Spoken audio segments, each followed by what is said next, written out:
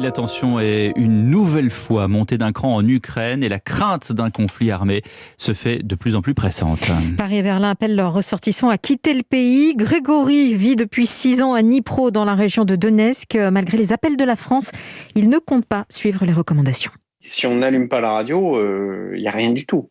Personne n'est inquiet, personne ne parle de cela. On aimerait juste pouvoir vivre tranquillement.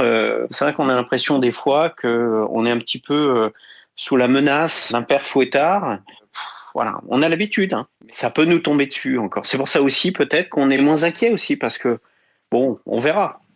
Il n'est pas question que je parte, parce que, ma famille est là, je travaille ici, je vis et j'aime l'Ukraine. Donc partir au moment où ça va pas, ce serait vraiment un déchirement et je trouverais ça lamentable. Des appels à quitter l'Ukraine après une nouvelle démonstration de force de Moscou qui a effectué des tirs d'essai de missiles hypersoniques.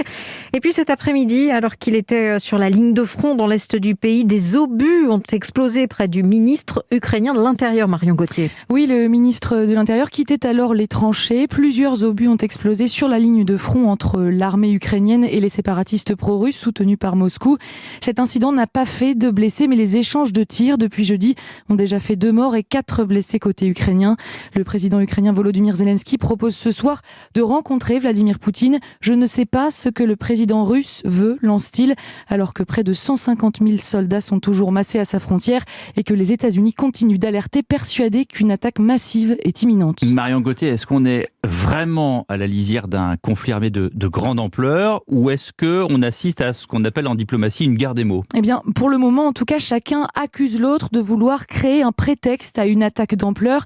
Les 2 républiques autoproclamées de Donetsk et Lugansk ont lancé une évacuation de la population hier, mais de nombreux experts s'accordent à dire que ces vidéos ont été enregistrées mercredi, c'est-à-dire avant le début des bombardements. C'est ce qu'explique Anna Colin-Lebedev, maîtresse de conférence à l'université Paris-Nanterre.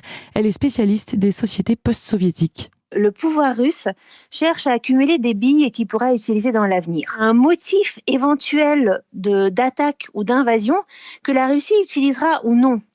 Mais la situation peut rester dans cet état-là, en fait, pendant plusieurs semaines, voire pendant plusieurs mois. C'est-à-dire que, voilà, aujourd'hui, on a un nœud de tension, de crispation, de panique de la population qui est en train d'être créé. L'embrasement n'est pas à exclure, mais il n'est pas inévitable non plus. L'embrasement n'est pas à exclure, mais il n'est pas évitable non plus. C'était l'analyse stratégique d'Anna Colin-Lebedev, maîtresse de conférence à l'université de Paris-Nanterre. Merci Marion Gauthier.